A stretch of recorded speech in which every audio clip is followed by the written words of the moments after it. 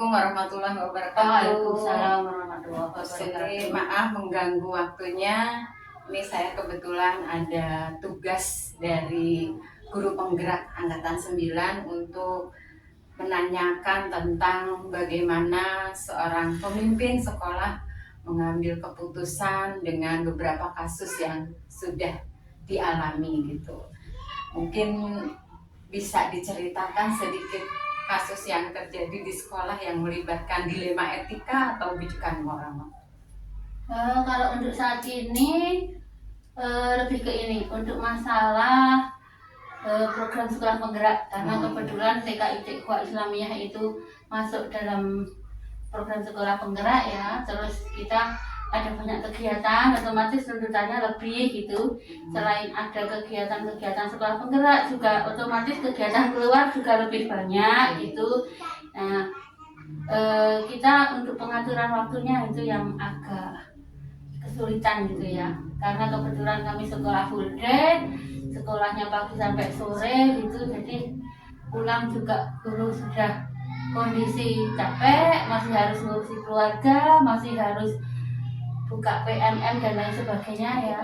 Ya kita kalau ada sih hari Sabtu tuh libur sebenarnya, Sabtu Minggu, cuman kalau kita mau pakai hari Sabtu ya kita lihat kondisi gurunya biar Senin bisa sekolah dengan bugar ya, sehat, setelah istirahat bersama keluarga juga. Mereka mempunyai anak-anak juga yang harus didampingi di rumah, seperti itu kita jadi agak mikir juga untuk masalah seperti itu. Iya. Terus selama ini bagaimana untuk mengambil keputusan kasus-kasus di sekolah, mengingat dua kepentingan yang sama-sama pentingnya, seperti tadi kan mendukung kegiatan PSP juga perlu ya, kemudian untuk kesejahteraan istirahat guru juga perlu. Itu bagaimana kita kira-kira? Kita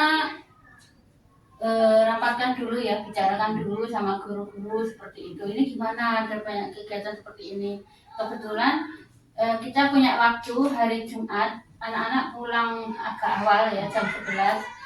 Setelah zuhur itu biasa kita gunakan untuk surat yang sebelum ada PSP ya, kita gunakan untuk rapat. Nah akhirnya kita gunakan waktu itu ya, rapat tetap berjalan, tapi program-program PSP juga kita banyak ambil waktunya di situ gitu. Kemudian langkah-langkah atau prosedur apa yang sudah dilakukan selama ini untuk mengatasi kasus tersebut? Kita lebih banyak ke ini ya, pendekatan apa ya, psikis ya. Secara pribadi kita ketemu sama teman-teman, kita ngobrol seperti itu. Di samping juga pas ada acara pertemuan itu juga kita sampaikan kalau ini sudah menjadi menjadi keputusan kita dan sudah konsekuensi kita tanggung bersama seperti itu. Jadi mohon kerelaannya untuk mungkin waktunya istirahatnya agak berkurang, dan sesekali mungkin hari Sabtu juga atau Minggu mungkin ada juga acara, tapi kita usahakan untuk tidak terlalu sering-sering gitu, seperti itu. Iya, jadi lebih mengefektifkan waktu gitu ya. Nah kemudian selama ini ada nggak tantangan untuk mengambil keputusan untuk sebuah dilema dalam menghadapi kasus-kasus itu? Tantangannya di mana gitu? Tantangannya yaitu antaranya kita punya, karena saya juga pengalaman sebagai guru ya, bisa merasakan seperti apa guru, apalagi sekarang guru tuh tugasnya banyak banget, tuntutan administrasi juga banyak gitu, seperti itu kan, dan semua harus berlari. Memang ada yang ikut PPG, ada yang ikut guru penggerak, semua harus berlari. Jadi ya itu tantangan kita gimana menyampaikan tanpa membuat teman-teman merasa terintimidasi gitu. Iya betul itu. Nah kemudian adakah waktu untuk menyelesaikan masalah yang rutin gitu, misalnya pertemuan rutin atau hanya kalau ada kasus aja gitu, atau gimana? Kalau pertemuan rutin kita biasa tiap hari Jumat siang. Jadi ya memang harus dibagi-bagi waktu yang dari jam 1 sampai jam setengah 4 mungkin seperti itu ya, harus dibagi-bagi untuk menyelesaikan masalah, untuk evaluasi yang seminggu sudah berlalu kemarin untuk rencana besok untuk gitu. Dipadatkan di situ Wawasan ya. dipadatkan. Kemudian untuk mempermudah dalam mengambil keputusan, adakah faktor-faktor yang dapat mendukung, misalnya ke yayasan atau solusi lain gitu, ada nggak? Untuk masalah-masalah intern yang kita bisa selesaikan sendiri gitu, kita coba menyelesaikan sendiri ya. Kita bicarakan sama teman-teman baik-baik. Ada kita juga punya tim manajemen yang bisa diajak untuk berembuk seperti itu. Kalau yayasan itu khusus untuk masalah-masalah yang benar-benar ini ya, karena yayasan kita kan aktif di mana-mana, beliaunya Betul, juga ya. sibuk gitu kan, Menaungi beberapa sekolah, bukan hanya kita ya. gitu ya. Oh ya. Iya. Gitu ya. Jadi faktor-faktornya yang penting sesama guru dulu, Itu yang utama, kemudian ya. tim manajemen ya diutamakan, baru kalau urgent banget baru ke tingkat yayasan. Ya, yayasan itu untuk hal-hal yang benar-benar kita harus mentok nggak bisa. Baru mencari Iya. jalan keluar gitu ya. Iya, nah untuk semua hal yang sudah disampaikan ini, kira-kira ada nggak pengalaman yang betul-betul membuat dalam mengambil keputusan itu sangat berat gitu, terutama berkaitan dengan guru-guru gitu. Jadi satu guru dan yang lainnya kan semua juga memiliki kesibukan, memiliki kepentingan yang berbeda gitu. Kondisi kesehatan juga tidak sama ya kan, kayak gitu kita mengkondisikan gimana supaya semua bisa jalan gitu kan. Ya gimana, kadang ya tidak harus 100%, kadang cuma 80%, 90% dan saya anggap baiklah kalau bisa berjalan. Namanya makhluk sosial ya, seperti itu. Ya, kita juga pakai hati ya. Iya, mungkin gitu aja beberapa pertanyaan yang membuat saya banyak belajar dalam cara mengambil keputusan yang sudah dilakukan Lili selama memimpin sekolah ini gitu. Untuk waktunya dan kurang lebihnya saya mohon maaf. Semoga kita bisa sama-sama berjalan untuk PSP sekolah kita ini gitu ya.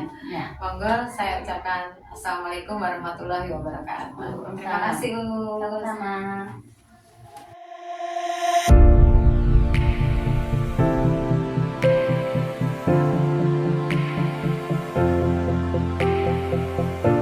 Assalamualaikum warahmatullahi wabarakatuh. Waalaikumsalam. Terima kasih atas waktunya. Sami-sami. Saya mau sedikit ngobrol-ngobrol untuk pelajaran atau tugas saya di CGP tentang nilai-nilai kepemimpinan. Ya.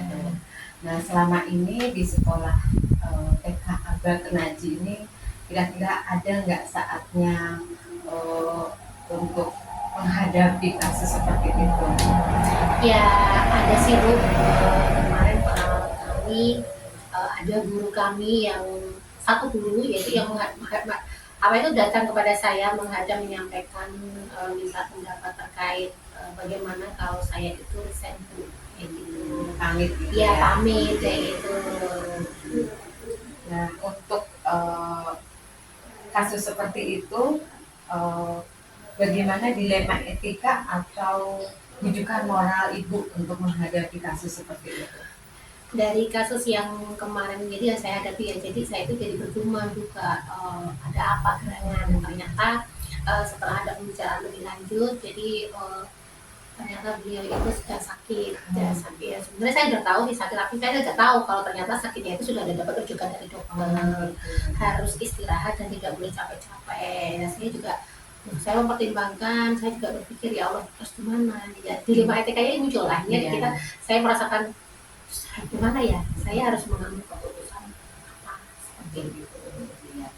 Dalam kasus seperti itu tentu ada ya dilema mengambil keputusan itu ya, yang sama-sama mengandung baik, artinya untuk ibu yang pamit itu juga baik, untuk sekolah juga bagaimana itu?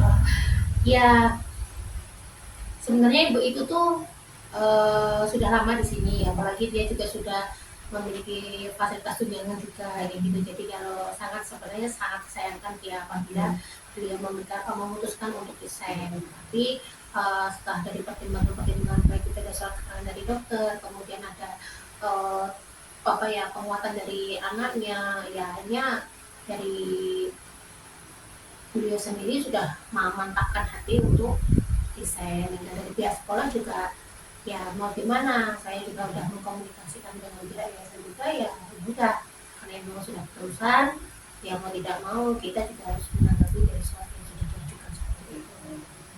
Nah, pertama dari ibu yang bersangkutan itu cerita, ada nggak langkah-langkah yang kemudian ditempuh ibu sebagai kepala sekolah? Langkah yang pertama saya ambil adalah saya mengkomunikasikan dulu dengan teman-teman yang ada di sini. Jadi saya mengadakan forum rapat, saya menyampaikan bahwasannya ada kendala seperti ini. Kemudian di situ saya juga mendatangkan yayasan. Ya, saya menyampaikan langsung ke yayasan dalam forum itu, sehingga kita bisa menyampaikan kendala atau mungkin permasalahan yang muncul, dan dari guru memberikan pendapat, dari yayasan juga memberikan pendapat. Akhirnya kita melangkah untuk itu tadi, menyampaikan kepada beliau yang memang kami dengan sangat berat hati juga, dengan rasa ya gimana ya, karena memang beliau sudah lama mengajar juga kan, jadi sudah dari yayasan juga akan memutuskan untuk menerima seperti itu. Jadi ya kami juga ikut menerima begitu. Jadi ya seperti itu Bu yang kami lakukan. Akhirnya terus kami mengundang kembali, memanggil ibu itu karena pada saat rapat beliau tidak hadir, kita mengundang, kemudian kita menyampaikan, jadi bertemu dengan kami bersama dengan yayasan juga. Akhirnya ya secara lisan menyampaikan paham itu. Itu mungkin langkah-langkah yang ditempuhnya ya, jadi melibatkan yayasan juga, yayasan juga, semua guru semua di sini guru juga terlibat, semua warga yang ada di sekolah diterlibatkan semua. Ya. Kemudian itu untuk kasus saat itu ya Bir. Kalau ada kasus yang lainnya gitu, apakah sekolah mempunyai acara untuk rapat rutin atau hanya jika ada kendala untuk bertemu, berkumpul gitu atau bagaimana? Kalau rapat rutin, kita ada rapat rutin setiap minggu, kita evaluasi mingguan, setiap bulan kita melakukan rapat akhir bulan. Tetapi untuk dalam pengambilan keputusan ini kita insidental. Jadi di mana ada masalah yang harapan kami ya segera kita selesaikan, jangan kita tunda-tunda seperti itu. Jadi ya tidak terjadwal. Tidak terjadwal. Artinya melihat kasusnya Iya, gitu ya. Kalau sekiranya saja lah. perlu segera, kita segera. selesaikan. Tapi kalau masih bisa ditunda, Iya, dikonsultasikan dengan yayasan tadi. Iya, kalau ada tahap-tahapannya ya nanti mungkin dalam waktu yang cukup antara lah apabila seperti itu. Kemudian ada nggak faktor-faktor yang kira-kira itu bisa mempermudah dalam mengambil keputusan atau intinya membantu bagaimana dilema etika itu bisa terselesaikan, ada nggak Bu faktor-faktor? Banyak. Iya, faktor banyak. Yang pertama jelas saya di sini tidak bisa sendiri tanpa dukungan dari semuanya. Jadi di sini saya sebagai kepala sekolah itu teman-teman itu adalah yang pendukung kami yang paling dekat. Kemudian kami juga punya yayasan. Jadi yayasan juga mensupport dan mendukung kami. Kemudian saya sendiri juga sebagai kepala sekolah yang harus berani dalam dalam pengambilan keputusan, mempertanggungjawabkan dari keputusan yang diambil seperti itu. Tapi pendukung kami ya sangat itu tadi, keluarga besar PKA, kemudian guru, karyawan, juga pengurus, juga orang tua itu juga termasuk dari keluarga dari kami ya, tetap kita libatkan kalau memang masalahnya itu harus kita semuanya. Jadi ya itu tadi Bu, kita tidak bisa sendiri tanpa mereka betul. Juga kita tidak bisa jalan tanpa mereka juga.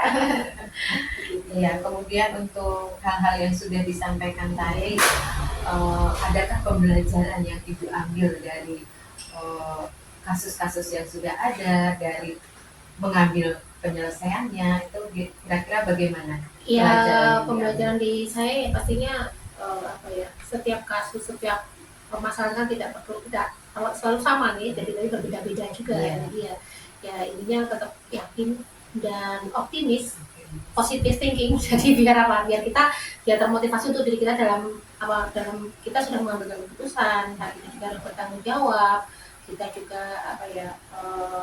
kalaupun nanti ada resiko ya kita harus bisa mempertanggungjawabkan semua resiko, dan segala sesuatu yang tetap kita pasangkan ada Allah. Iya, ada Allah. Iya Bu, Gitu. mungkin sudah cukup menjawab pertanyaan-pertanyaan yang saya kumpulkan di sini. Terima kasih atas waktunya dan semoga tidak ada salahnya apa masalah yang sangat-sangat rumit yang Amin, membuat iya, dilema mudah-mudahan, seperti iya, itu. iya, Mudah-mudahan sekolah ini lancar. Amin, amin, amin, amin. Terima kasih atas waktunya. Sama-sama. Assalamualaikum warahmatullahi wabarakatuh.